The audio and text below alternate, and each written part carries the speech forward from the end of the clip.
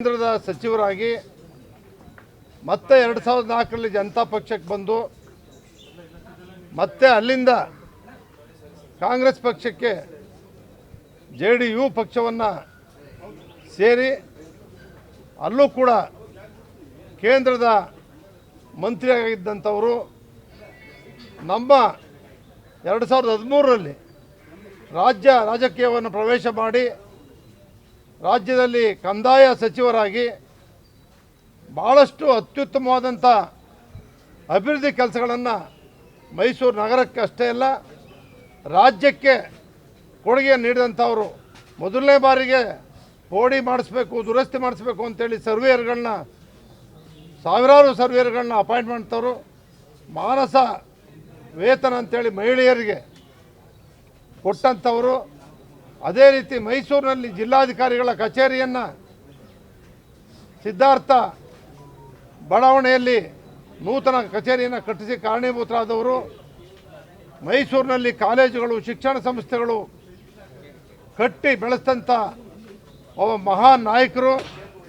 ಅದಾದಮೇಲೆ ಮತ್ತೆ ಭಾರತೀಯ ಜನತಾ ಪಕ್ಷದಲ್ಲಿ 5 ವರ್ಷ ಲೋಕಸಭಾ ಸದಸ್ಯರಾಗಿ ಅತ್ಯಂತ ಯಶಸ್ವಿಯಾದ, ಯಾವ ಶೋಷಣೆಗೆ ಒಳಗಾಗಿದ್ದರೋ, ಧ್ವನಿ ಇರಲಿಲ್ವೋ ಅವರ ಧ್ವನಿಯಾಗಿ ದಲಿತ ಸಮಾಜದಿಂದ ಬಂದಿದ್ದರೂ ಕೂಡ ಪಕ್ಷಾತೀತವಾಗಿ ಎಲ್ಲ ನಾಯಕರೊಡಗೂಡಿ ಅಭಿವೃದ್ಧಿ ರಾಜಕೀಯಗಳನ್ನು, ಸಾಮರಸ್ಯವನ್ನು ಕಾಪಾಡ್ಕೊಂಡು ಹೋಗ್ತಿದ್ದಂಥ ಒಂದು ದೊಡ್ಡ ನಾಯಕರು.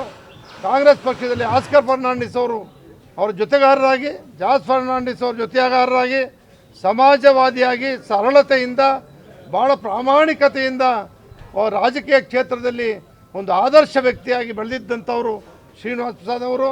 ನನಗೂ ಅವ್ರಿಗೂ 1975ರಿಂದ ಕಾಂಗ್ರೆಸ್ ಕಚೇರಿಯಿಂದ ಅಲ್ಲಿಂದಲೇ ನಮಗೂ ಅವ್ರಿಗೂ ಸ್ನೇಹ ಪ್ರಾರಂಭ ಆಯಿತು. ಇವತ್ತಿನವರೆಗೂ ಕೂಡ ಅವ್ರು ಯಾವುದೇ ಪಕ್ಷದಲ್ಲಿದ್ದು, ನಾವು ಯಾವುದೇ ಪಕ್ಷದಲ್ಲಿದ್ದರೂ ಕೂಡ 1983ರಲ್ಲಿ ನಾನು ಜನತಾದಳದ ವತಿಯಿಂದ ಸಿದ್ದರಾಮಯ್ಯನವರಿದ್ದಾಗ ಶ್ರೀನಿವಾಸ್ ಪ್ರಸಾದ್ ಅವರು ಕಾಂಗ್ರೆಸ್ ಪಕ್ಷದ ವತಿಯಿಂದ ಮಹಾಪೌರರನ್ನು ಮೈಸೂರು ನಗರದ ಮಾಡ್ತಕ್ಕಂಥದ್ದನ್ನು ಸುಮಾರು 20-25 ವರ್ಷಗಳ ಕಾಲ ನಾವೇ ಮಾಡ್ಕೊಂಡು ಬರ್ತಿದ್ದೀವಿ.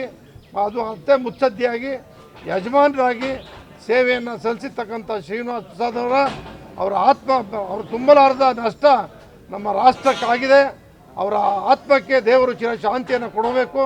ಅವರ ಅಭಿಮಾನಿಗಳಿಗೆ, ಲಕ್ಷಾಂತರ ಅಭಿಮಾನಿಗಳಿದ್ದಾರೆ, ಅವರಿಗೆ ದುಃಖವನ್ನು ಭರಿಸ್ತಕ್ಕಂಥ ಶಕ್ತಿಯನ್ನು ಕೊಡಲಿ. ಅವ್ರ ಕುಟುಂಬದವರಿಗೆ ದೇವರು ಈ ದುಃಖವನ್ನು ಭರಿಸ್ತಕ್ಕಂಥ ಶಕ್ತಿಯನ್ನು ಕೊಟ್ಟು ಇಂದಿನ ಯುವ ರಾಜಕಾರಣಿಗಳು ಅವರ ಆದರ್ಶವನ್ನು ಪಾಲನೆ ಮಾಡ್ತಕ್ಕಂಥ ಒಂದು ಶಕ್ತಿಯನ್ನು ನೀಡಲಿ. ಅವ್ರಿಗೆ ಆತ್ಮಕ್ಕೆ ದೇವರು ಚಿರ ಶಾಂತಿಯನ್ನು ನೀಡಲಿ ಅಂತೇಳಿ ನಾನು ದೇವರಲ್ಲಿ ಪ್ರಾರ್ಥನೆ ಮಾಡ್ತೇನೆ.